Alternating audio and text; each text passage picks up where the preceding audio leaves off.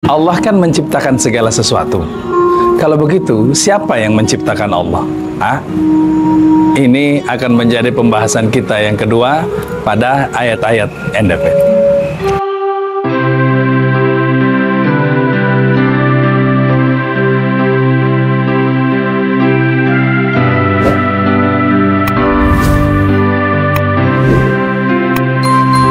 Dalam ayat-ayat NDP, ayat yang kedua kita temukan yakni surah Al-Ikhlas. Bismillahirrahmanirrahim. Qul huwallahu ahad. Katakanlah Allah itu esa. Allahus samad. Allah tempat bergantung. Lam yalid wa lam yulad. Tidak beranak dan tidak diperanakan. Walam yakullahu kufuwan ahad, dan tidak ada satupun yang setara sama dengan dirinya. Surah ini kalau kita perhatikan terdiri dari 4 ayat, disebut sebagai surah Al-Ikhlas. Tapi kok satu pun tidak ada kata ikhlas ya? Apakah karena sedemikian ikhlasnya sampai ia tidak memperlihatkan kata ikhlasnya? Kalau mau dipahami demikian ya bisa saja, sah-sah saja. Suatu hari para pemuka Yahudi datang menghampiri Rasulullah. Mereka bertanya, Dia menciptakan segalanya. Yang dimaksud adalah Allah. Lalu siapa yang menciptakannya? Mendengar pertanyaan itu, wajah Rasulullah memerah. Beliau sempat kesal di hatinya, lalu kemudian Jibril diutus oleh Allah. Malaikat Jibril memberitahukan surah ini, Al-Ikhlas, yang kemudian untuk menjadi jawaban pada pertanyaan orang-orang Yahudi tersebut. Ini salah satu versi asbabun nuzul turunnya surah Al-Ikhlas. Al-Ikhlas sendiri diambil dari kata khalis yang berarti suci, murni. Dari sebelumnya keruh. Kenapa? Karena surah ini ingin mensucikan, memurnikan kekeruhan berupa kepercayaan yang sebelumnya kita bahas, dugaan, anggapan tentang Tuhan yang tidak seharusnya. Pertanyaan mereka bahwa siapa yang menciptakan Tuhan, itu berarti mereka mengandaikan bahwa Tuhan itu sesuatu yang sebelumnya tidak ada lalu menjadi ada. Sementara kita sebagai umat muslim meyakini bahwa Allah tidak pernah tidak ada, Ia selalu ada sejak dahulu. Inilah yang kemudian akan kita urai pada pembahasan kita kali ini. Yang pertama, Qul huwallahu ahad. Katakanlah Dialah Allah yang satu.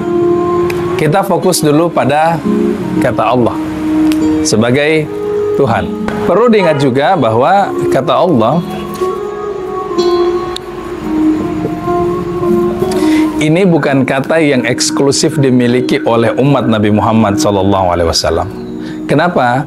Karena sebelum Rasulullah lahir, kata Allah pun sudah dikenal sebagai salah satu sesembahan di Arab sana. Apa buktinya?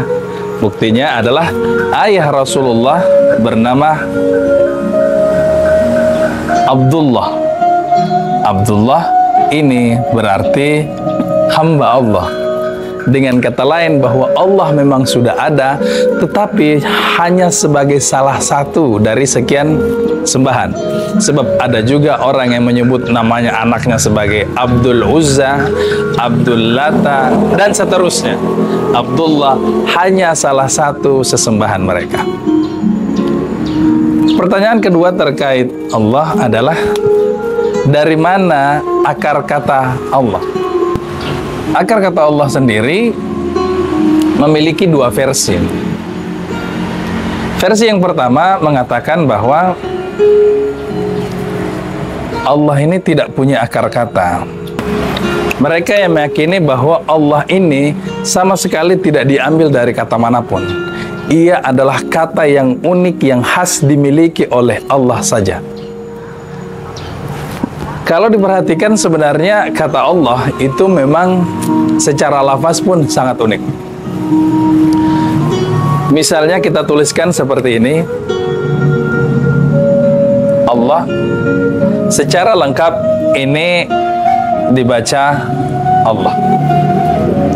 Kalau kita hapuskan satu huruf di depannya, huruf alif, menjadi seperti ini, maka ini dibaca lillah, yakni bagi Allah atau milik Allah. Kalau dihapus lagi lam yang pertama, maka dia menjadi lahu, artinya baginya. Bahkan kalaupun dihapus lagi lam yang kedua sehingga tersisa ini saja, ini dibaca sebagai hu, yang berarti dia. Betapa uniknya kata Allah ini, lafaz Allah ini, apapun yang kita lakukan pada kata ini menghapus di depannya, maka pada akhirnya akan kembali merujuk kepadanya. Ini pandangan yang pertama. Yang kedua, meyakini bahwa akar kata Allah adalah ilah atau Tuhan. Mereka memandang bahwa kata Allah itu sebenarnya diambil dari kata ilah, yang kemudian di depannya ditambahin alif lam, yang juga biasa kita sebut sebagai alif lam ma'rifah. Sehingga dari kata ini alif lam ditambah ilah, maka lahirlah kata Allah, yakni sebelumnya dibaca alillah, lalu kemudian dalam perkembangannya dibaca Allah. Sehingga misalnya dalam Abdullah Yusuf Ali menerjemahkan la ilaha illallah sebagai there is no God dengan G kecil, but God dengan G besar. Tidak ada Tuhan selain Allah.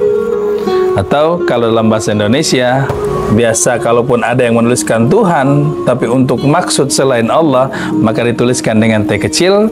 Tetapi kalau Tuhan yang merujuk kepada Allah, dituliskan dengan T besar. Ini yang juga banyak digunakan oleh Cak Nur ketika menjelaskan tentang la ilaha illallah, T kecil dengan T besar, karena ia termasuk meyakini bahwa kata Allah berakar dari kata ilah yang ditambahkan alif lam.